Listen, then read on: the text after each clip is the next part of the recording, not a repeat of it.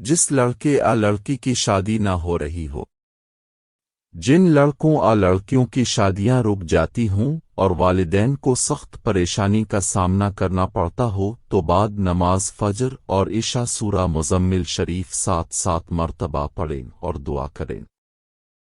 انشاءاللہ عزوجل 11، 21 یا 41 روز میں کوئی نہ کوئی سبب ضرور بن جائے گا اور آسانی سے شادی کے مراحل طے پائیں گے۔ ویڈیو اچھی لگی ہے تو لائک کر دیں، چینل پر نئے ہیں تو سبسکرائب ضرور کریں، کمنٹس میں سبحان اللہ لکھ کر شیئر کر دیں۔